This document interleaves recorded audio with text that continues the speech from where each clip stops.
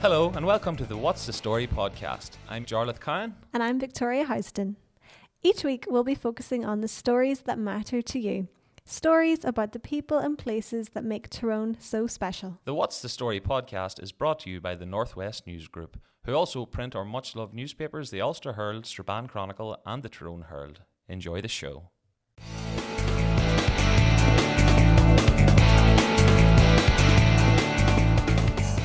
For this week's episode, my colleague Michael Devlin has been out to meet Noel Anderson, a Strabane pensioner who in recent years has added yet another string to his bow of many talents. So Michael, what's the story with Noel? Noel is an amazing man of 89 years old. I went to meet Noel at his Millmount Gardens home in Strabane recently to find out about his harp making. But first I had to make a little confession.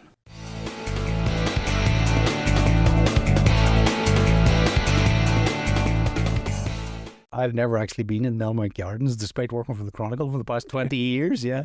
Well, there you are. Welcome to Millmount Gardens. That's it. It's a nice wee spot, actually. You know, it's there's no through road, you see. You Yeah. go round and that the road ends. Yeah. So there's no circle, as it were. Yeah, so if you're coming to Millmount Gardens, that's your destination. Millmount Gardens, Yeah.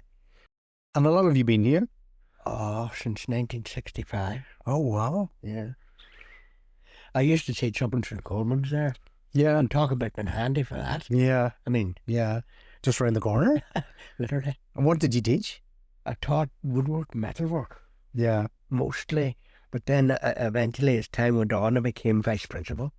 So I ended my time as Very good. And did you enjoy your time as vice principal, or would you rather been teaching? No, No. I enjoyed it. You did? Some people don't enjoy that kind of thing, but actually I did enjoy it. Would I rather have been teaching? Possibly, yes, but there was things in the vice principalship that you were sort of in control of stuff that went on, you know, Yeah. and it was kind of satisfying from that point of view, you know. Yeah. But Yeah. I suppose it's long gone now, St Coleman's. It's I remember the stories being done. I didn't do any, but I remember the stories being done for the paper whenever the amalgamation was happening of the schools for Holy Cross, and then when the building was being torn down and so on. Yeah. All good things, I suppose they say. indeed, yes, Yeah. indeed. But and so the woodwork and metalwork feeds into your current Yes, yes, pastime / obsession. exactly. Yeah. Indeed. How did this start for you, or when did you? Well, my friend Philip Stewart from Derry Yeah. sings. Mm-hmm. Jim Reeves kind of singing low pitch. Johnny Cash hit a low pitch. Yeah. But he doesn't sing Johnny Cash songs. He sings protest songs and stuff like that. Okay. Yeah. He'd be into recognising the need for protest. Anyway, we were working at a boat that my brother-in-law has down in Derry. And this boat had to be renovated. And I hadn't known Philip before that, but I went down to give a hand. And Philip came in to give a hand because he's a friend of my nephew. Anyway, got together and got on well. And he said to me one day, would you make a harp for me? No chance. What? No chance. That was all right. And of course, he came at me about 6 weeks later. Do you ever think about that harp? No, I didn't. Then he gave me a wee booklet, you'd see, but all right.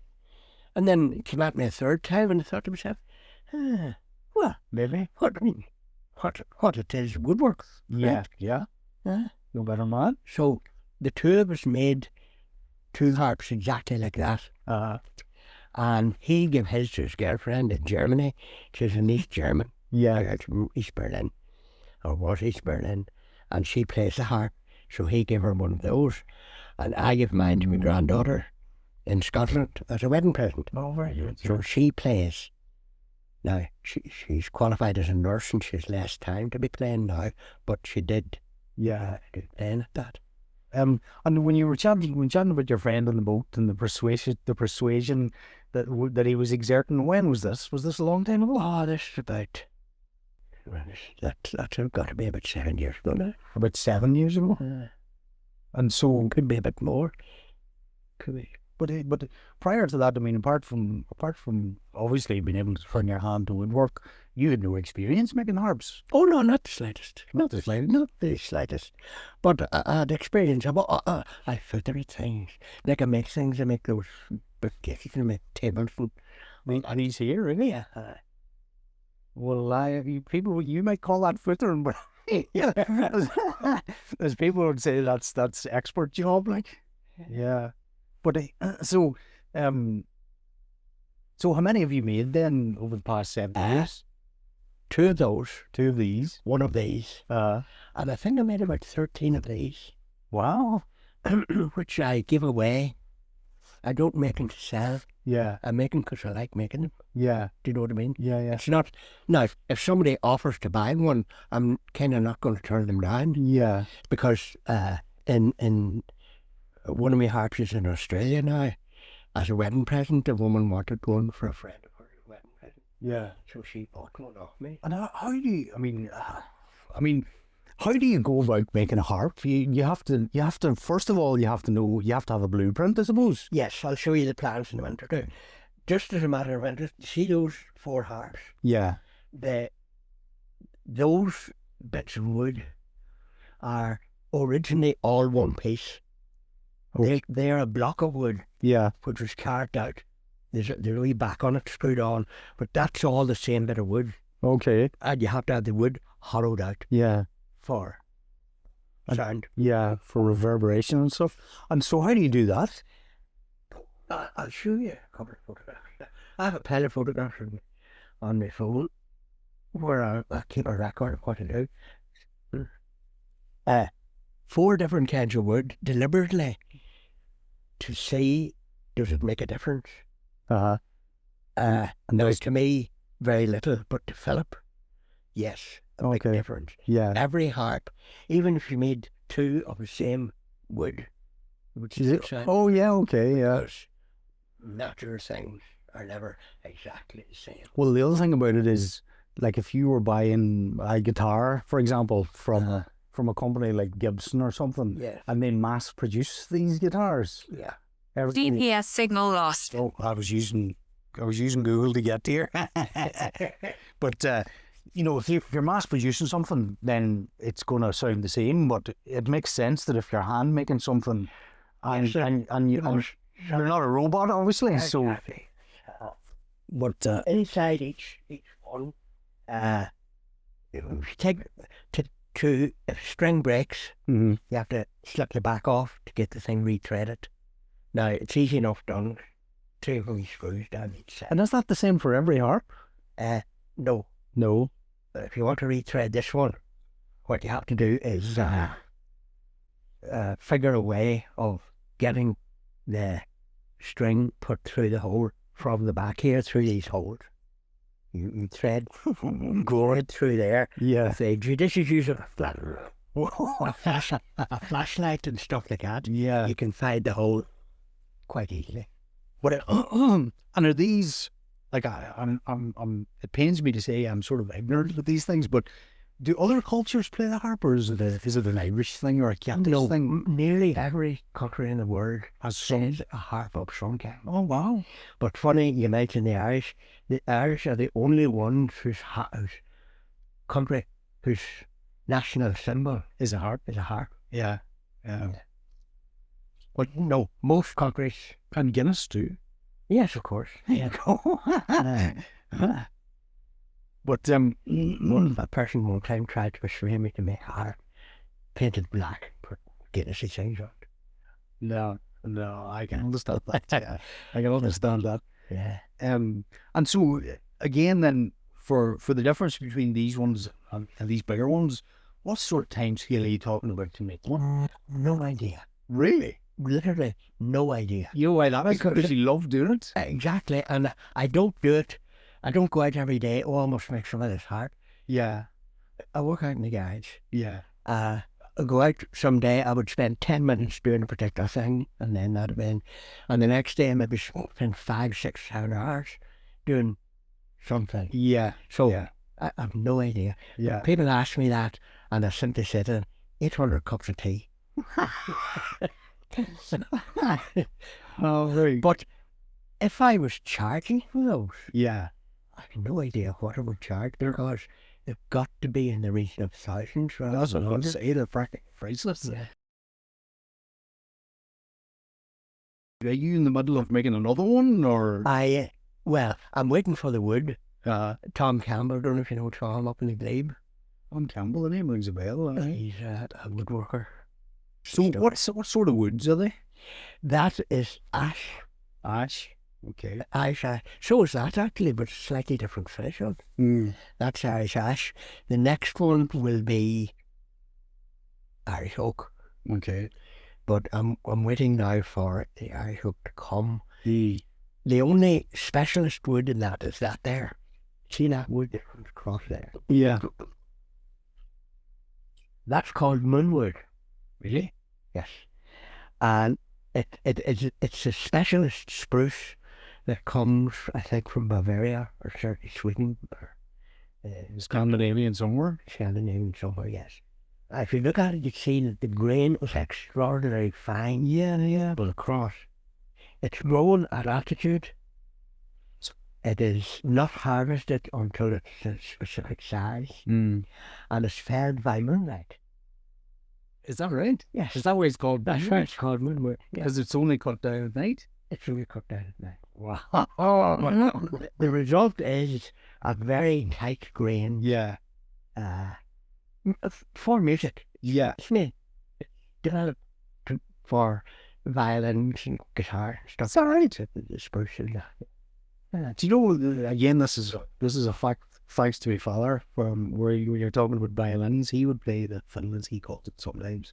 But he's proud of telling people that the last Stradivarius violin sold at auction made £1 million, whatever it was. So, and apparently the humble honeybee had no small part to play, because propolis, which is a byproduct of the honey process, right, was used by Stradivarius to rub into the violin, and so in some way it contributes to the sound of the instrument. right. Yeah, there you go. Yes. I wouldn't recommend rubbing in honey into the harps, like, but But on the other aspect of that is, funny you should say so, the spruce that was used in the Stradivarius grew during an ice age on the continent. Consequently, it grew far slower than normal wood. So the wood in the Stradivarius is particularly special, including the propolis. Yeah, there you go. Yeah. That's it. Just I knew then when you were saying that it had grown at altitude, that it's slow growing, and then that would obviously have an effect on it. But come here out to the arcade, you see that.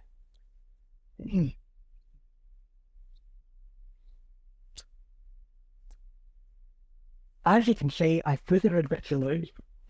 There's my stuff I do with Tom Campbell. I go up to him every Saturday morning doing his work. Does Tom do like martial arts as well? He does, yes. Yeah, that's right. He does. I do know why.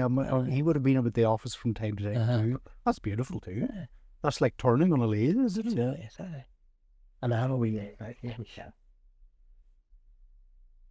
And just when this is in my head too, see when after you've made a harp,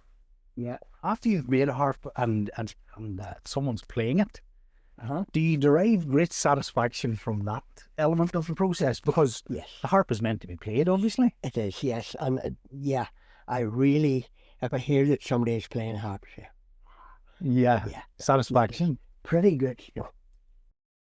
Again, I'm trying to put myself into your shoes when you're doing this. Does it not feel nice that you're sort of keeping a tradition going in a sense? Oh, very much so. Yeah. Yes. It's because somebody somewhere had to invent that. And if you weren't making it, would anybody be making it? Oh, no doubt. Well, I would say I found out from Simon Challis, I think. He got these produced free. Now, I dare say I'm not the only one that got plans of him, but I must find out just how many he actually got done. Well, it's nobody local anyway, that's for sure. Like, Not that I'm aware of. yeah, Like everyone, people have wee sheds here and there, and you just never know what they're up to. yeah. But Now, the only part was to show you some of that. Put the wee bits of tools here and there. this is the lathe. That's my friend Brian is making a wee thing, a wee box. Oh God, very good. Yeah. You see, that's the thing. Even a little box like that would have a use and a cost. And but if you compare a little box to that, taking X amount of time to make, compared to something like this, which is enormous. Well, yes, it is. It is pretty enormous, all right. My God. So that's show you something. Oh, can I show you this? Oh, this is my other thing that I have. Shit, did I put something on there? No. It's a boiler can So I thought I'd kicked something. Motorbikes. 2 motorbikes. Which I always intended to. Restore and rebuild and so on. They both run, yes, but with the best of intentions. I intended to have. And these aren't David's motorbikes or anything? No, They're not. No. The green one is when I first came to Coleman's, I came from Pomeroy. Is that where you're from originally? From Roy? And I rode a little bike exactly the same as that every Monday morning from Pomeroy to Strabane. And it rained every month. And in those days, the clothes weren't as great as they are today. Yeah. So you always had water run down the back of your neck into your bum.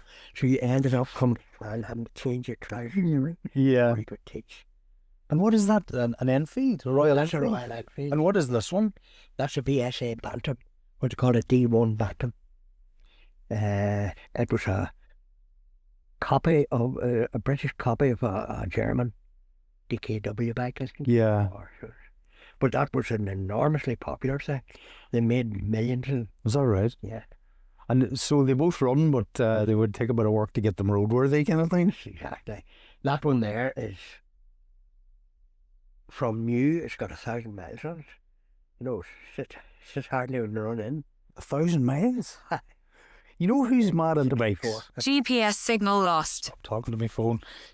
Big Davey, our photographer. Hi, Davey, of course. Davey's mad about his bike. He is indeed. He's got a Triumph. Right. And he takes it out. I mean, it's parked up, 10 months of the year, but he does take it out periodically, He loves it. That was my intention to do the same thing, but there they are. Well, there's time yet. Yes, you never know. You never know. Wow. There's probably a great snore of those bikes when they start off. Yeah.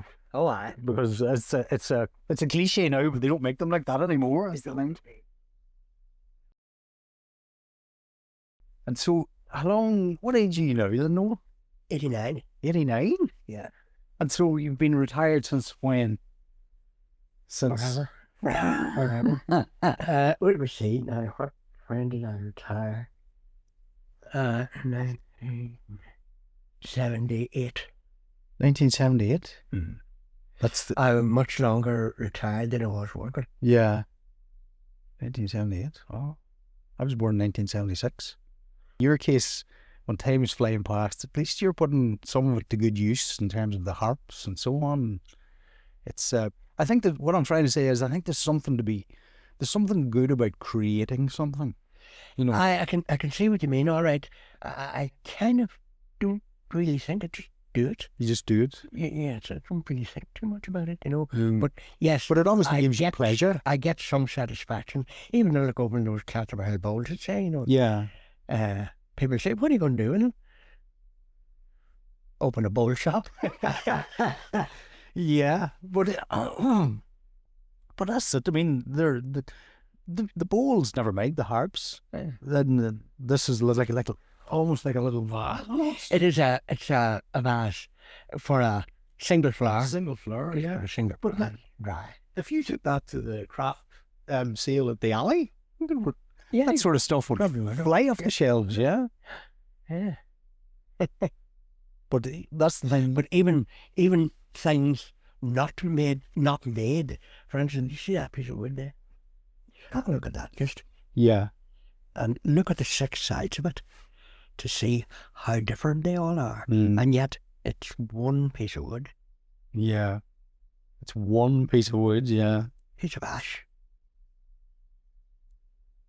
Yeah. you know. That's And I picked that up from Tom Campbell's workshop floor and just polished the sides of it. yeah. That's all I did. And it's probably in many ways one of my favourite wee bits of wood Yeah. because it's so blooming. I mean, Well, it's very tactile, you know. You Oh, can, very. you can touch Very it much and so, turn it yes. and see different things. But and the only other one was a fella who gave me this some years ago. that even looks heavy just before. Wow, what is it? It's Lignum vitae, the tree of life, or the branch of life. It's a hardwood from the eastern bloc, India, Pakistan, that kind of thing. Lignum vitae. Lignum vitae, the branch. It's almost like lead, isn't it? Isn't it? They used to, would you believe it, makes truncheons from it.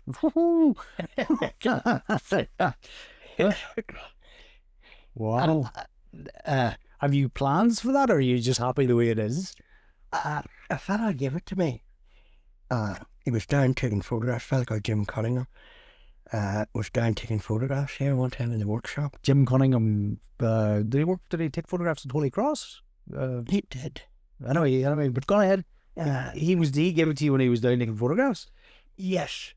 And he said he had it for 25 years, you see, and didn't know what to do with it. Wow. And I don't want to do anything with it. Well, that's it. I don't think you need to necessarily, yeah. Yeah. Well, that's it. There's something very tactile about that as well, but it almost has a reassuring weight. Yes, Something, yeah. that's all right. I wonder what they make out of it when, in the locality where it comes from, what they make from it, apart from truncheons, obviously. No, Yeah. probably if I Googled it up, I could find out, all right. Yeah. But no, it would have its use, all right. Jim had intended to carve that into a shape of some kind, Mm. but he shaved a wee bit off it and sort of left it, and I just looked at it and said, no, leave it the way it is. Yeah. Yeah. Leave well enough alone. Exactly, yes. Yeah. Ah. So what do you have you any other any other pastimes or passions when you're not doing harps and bowls and so on? Not really. No. I used to like travelling, which I didn't do very much of. But every year now, my daughter and I, during her half-time break in February, Mm-hmm. we go somewhere for 3 or 4 days. Yeah. We've been to Florence, Mm-hmm. we've been to Seville, we've been to Lisbon, and this year we're going to Oporto. Excellent. Yeah. In the middle of September, or middle of February here, first of February or something, Yeah. for 3 or 4 days. Yeah. Just, she has the time, Yeah. and so have I. Yeah. And it's just, because, see, when you go with somebody else, they do all the doing. Yeah. Yeah. No. Yeah. I don't have to think, oh, what did I do now? Or where could we go for this? They'll, Now we're going for dinner. Yeah. That sort of thing. and my eldest son will join us, and he's even more into the thing. Yeah. He knows exactly what Male. to look at. Yeah. Yeah. Oh. Yeah. You'd be looking forward to that. Well, I better get back to work. It's been a pleasure chatting to you, Noel, to be honest. Anyway, I'll get out of your hair and let you get back to the harps or whatever you're going to be doing. Grand.